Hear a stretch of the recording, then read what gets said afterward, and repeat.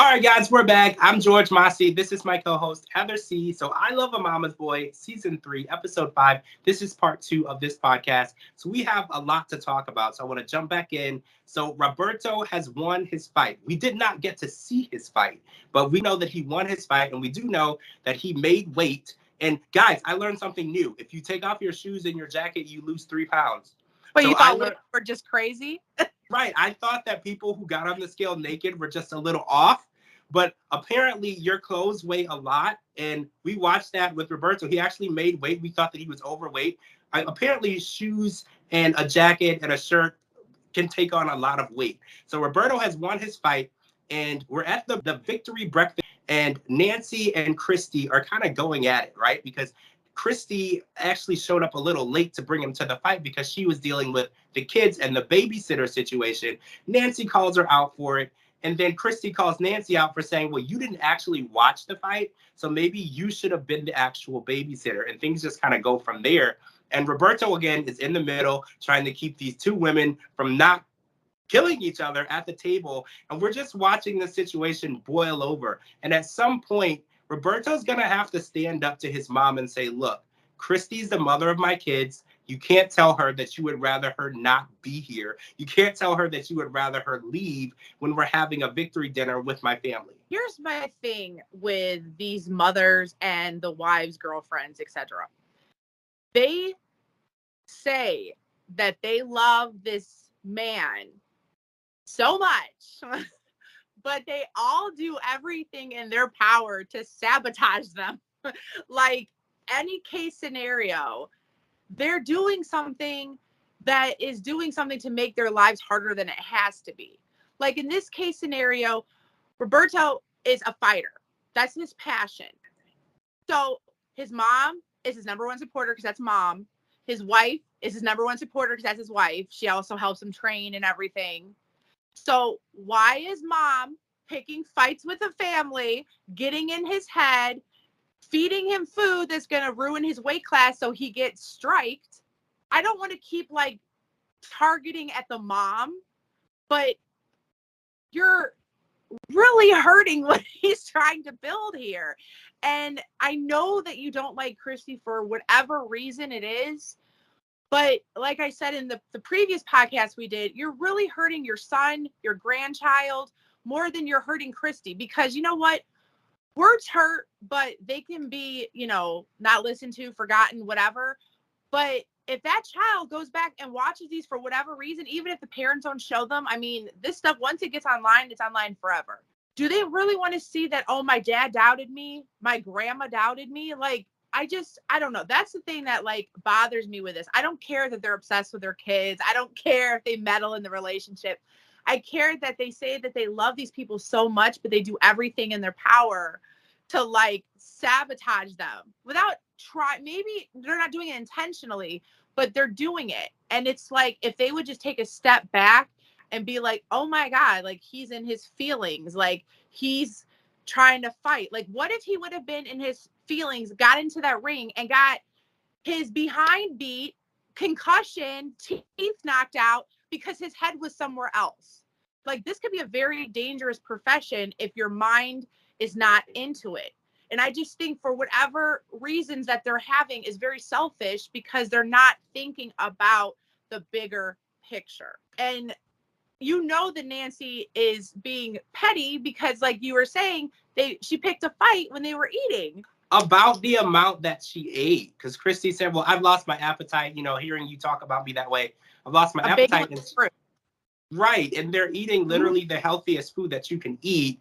And she's like, oh, well, you've already eaten enough. And it's just so petty. And it's sad because he's so close with his mom and his family, and they could all share that closeness if she could just get over the fact that she's not the girl that she chose for her son. And in her culture, you don't get to choose your son's wife. That's only certain cultures where you get to choose. At some point, she has to accept her. And with 2 children already on this planet, I think it's past time for Nancy to accept Christy as this is the woman that her son is going to be with forever. You have to just accept it and then build that relationship.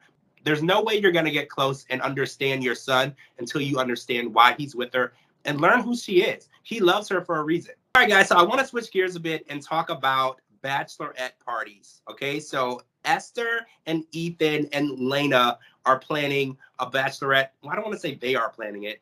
Ethan's having his own thing. Lena's having her own thing. Esther is going to be actually in Miami, where Lena's bachelorette party will be happening for two of her friends' 65th birthday parties. And she claims that it's a mere coincidence because she saved the date over 1 year ago to attend these birthday parties. And she feels that in order for her to be a good mother-in-law, she would need to be present at Lena's bachelorette party. Now, I'm a guy, so I've never been to a bachelorette party, but I'm going to go ahead and say that mothers and mother-in-laws are not approved guest list people. Am I right on that? Yes and no. I have seen other case scenarios, not myself, but other case scenarios where I think it was actually Smothered. One season of Smothered where but it was kind of like not the bachelorette party, it was similar. It was like a 21st birthday party where parents normally don't go to that either. And the mom and the daughter were so close that she came along. And the friends thought it was weird, but they didn't. So, I mean, I guess it depends on the level of closeness. But here's the thing that's weird to me is that I love the fact that Esther is like the only mother that approves of her son's significant other. So I give her major props for that. But I think that she should just fall back and like let her have her own bachelorette party. Because I think in this case scenario, unless they were besties and the show was reversed, I love my son's wife or fiance, then I think that that would make more sense because they'd be besties and then whatever. But in this case scenario, she accepts her, but I don't think that she should go there and see her party and be with her friends and act wild, because then it would almost look like she might want to report back to her son, who she's close with.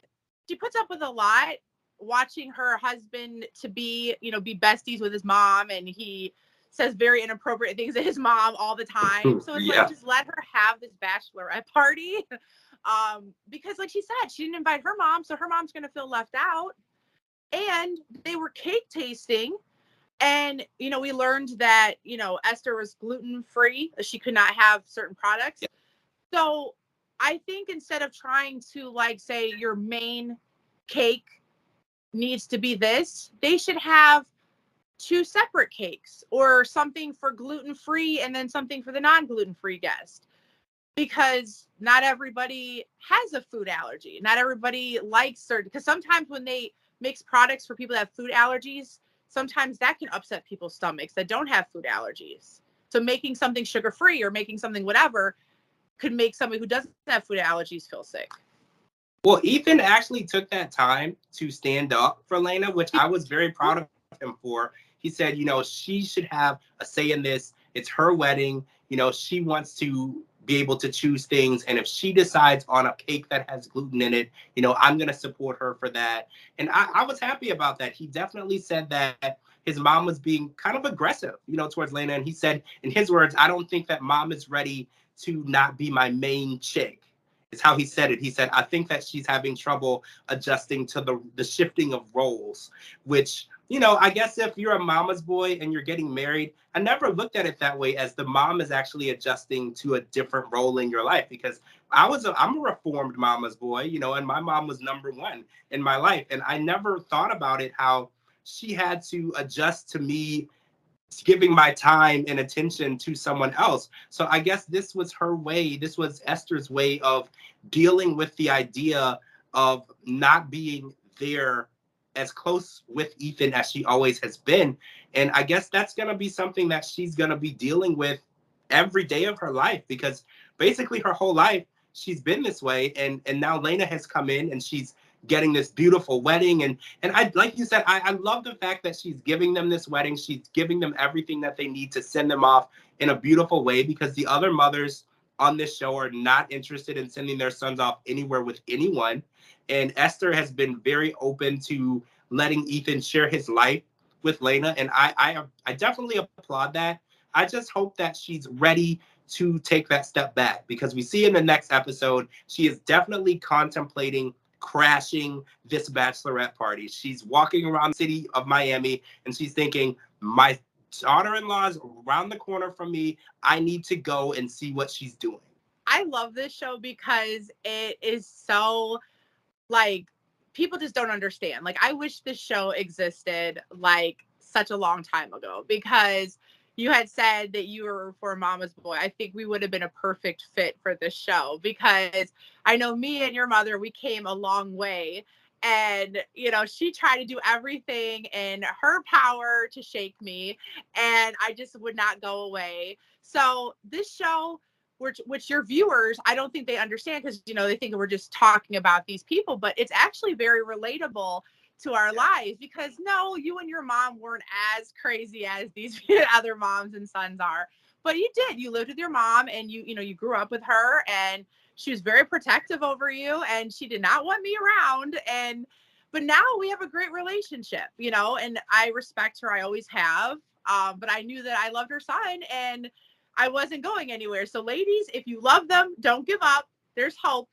Hopefully somewhere down the line, Mama will love you as well. Yeah, don't give up hope. It's very possible to work your way into a mother's heart. It's very difficult. It's a cold heart in there, but you have to work your way in. Emily and Shakib, I am worried about you guys. I'm worried about you guys. I'm worried about the effect of Yusra in your relationship. So as we keep watching the season, I have my fingers crossed for everyone, and I'm hoping that Lena gets a wedding that reflects her in any way at all, because Yeah. it's really showing that Esther wants it to say Esther all over it. And hopefully they change this first dance from sexual healing. I don't want anyone to be scarred by that. All right, guys, that's it for part 2. I can't wait to watch next week's episode. I'm George Massey. This is my co-host, Heather C. Make sure you're live tweeting with us every Sunday night so you can react to the show as we react to the show together. Thank you for watching, guys, and we'll talk to you all really soon.